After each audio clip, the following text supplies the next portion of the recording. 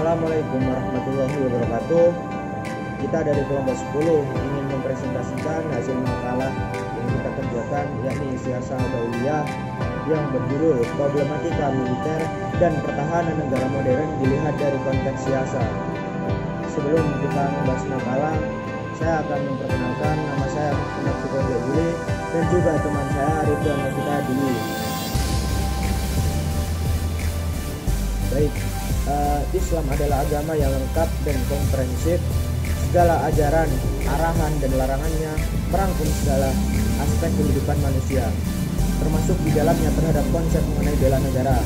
Banyak orang mengira bahwa konsep bela negara bertentangan dengan Islam yang mengharuskan berukhuwah antar sesama muslim tanpa ada sekat negara. Bela negara merupakan salah satu perwujudan berukhuwah dalam Islam, yakni ukhuwah watiniyah, yang berarti mencintai dan bersaudara dengan yang sebangsa dan setanah air. Persoalan bela negara dalam Islam di Indonesia memang cukup rumit.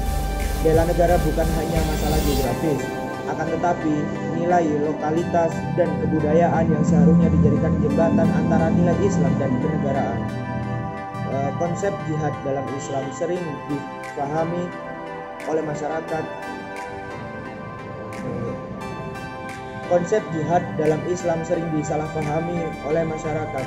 Bagi pihak lain, konsep ini sering ditangkap sebagai konsep genosida atau pemusnahan bagi mereka yang berbeda dengan kebenaran akidah Islam. Karena itu, kata jihad sering menjadi momok bagi orang-orang yang tidak seiman dengan Islam. Maka timbul Islamophobia, rasa takut dan anti terhadap Islam. Bagi kalangan muslim sendiri, sebagian mempersempit pengertian jihad dengan usaha menyingkirkan setiap yang berbeda dengan dirinya, dengan paham dan keyakinannya, bila perlu dengan kekerasan. Islam telah memperkenalkan jihad dengan konsep yang universal. Jihad memang mengandung pengertian perlawanan, namun perlawanan yang diusungnya adalah perlawanan terhadap nilai-nilai yang merugikan kehidupan manusia. Perlawanan terhadap setiap yang tidak humanis, seperti ketidakadilan, penganiayaan, perampokan hak, dan seterusnya, yang sifatnya universal. Karena itu Islam telah menegaskan bahwa jihad yang utama adalah jihad terhadap tirani sendiri atau jihad al-nafs.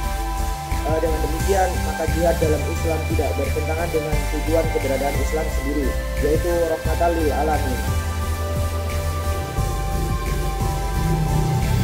Pada awal pemerintahan Islam, masa Rasul dan Khulafaur Rasyidin, penguasa daerah disebut amil, pekerja pemerintah gubernur, sinonim dengan amir. Selama pemerintahan Islam di Madinah, para komandan militer, komandan divisi militer disebut amir juga. Untuk itu beliau membicarakan kondisi mereka seperti belanja perang yang mereka punya dan jumlah mereka yang sedikit. Beliau juga minta sikap kaum Ansor sebagai golongan terbesar kaum muslimin dalam menghadapi perang tersebut. Mereka menyatakan siap mempertahankan segala-galanya demi perjuangan Rasul. Setelah mereka sepakat menghadapi kaum Quraisy, Nabi dan pengikutnya berangkat ke suatu tempat Badar terletak antara Mekah dan Madinah. Pada umumnya para ahli berpendapat masyarakat yang dibentuk oleh Nabi di Madinah itu adalah negara dan beliau sebagai kepala negara. Pranata sosial politik lain negara Madinah yang dibangun oleh khalifah adalah pelaksanaan administrasi pemerintah di daerah dengan menerapkan sistem desentralisasi, yaitu pelimpahan wewenang dan otonomi seluas-luasnya kepada pemerintah daerah. Wilayah kekuasaan negara Madinah yang luas itu ia bagi ke dalam 8 provinsi, yaitu Madinah, Mekah, Syria, Jazirah, Basra, Kufah, Mesir, dan Palestina. Untuk setiap provinsi, Umar mengangkat seorang gubernur yang disebut wali atau amir yang berkedudukan sebagai pembantu atau wakil khalifah di daerah. Tentara Islam dalam pertahanan. Dalam Islam, tentara dibagi menjadi 2 kelompok. Yang pertama, militer murtaziko, dan yang kedua, militer murtawiyah. Militer murtaziko adalah militer yang secara resmi diberikan gaji tetap oleh negara. Mereka dipersiapkan secara khusus untuk mempertahankan negara dengan menghalau musuh-musuh yang dari luar dan akan menduduki negara. Mereka secara resmi digaji oleh negara dari pos pertahanan dan keamanan. Seperti contohnya adalah Tentara Nasional Indonesia.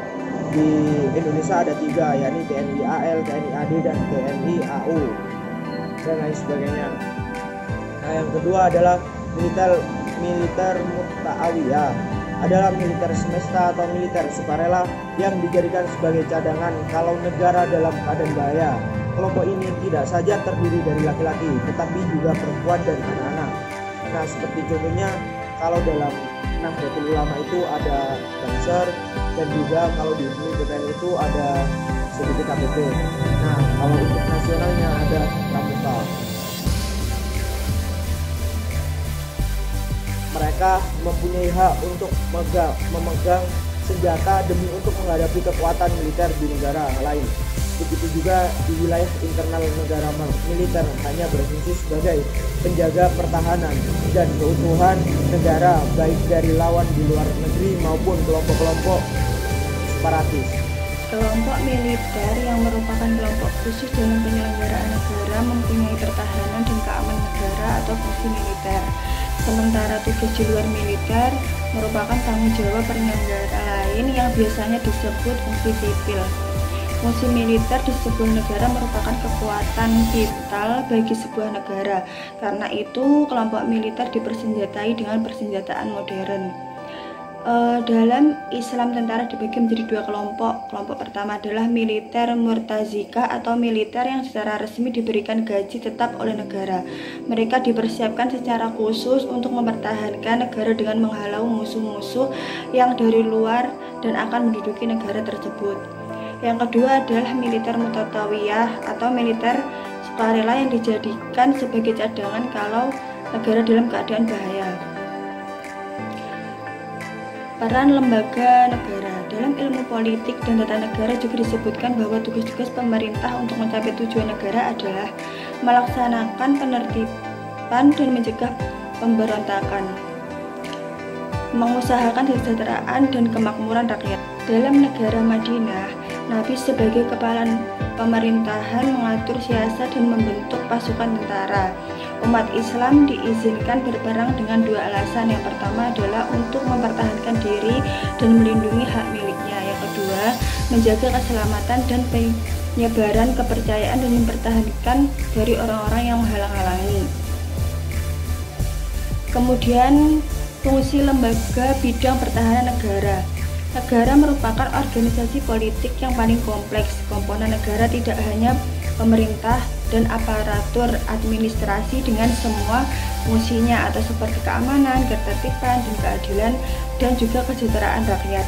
Kedaulatan atau kekuasaan tertinggi, individu yang memegang kewenangan, dan keputusan koalisi konflik pemerintah.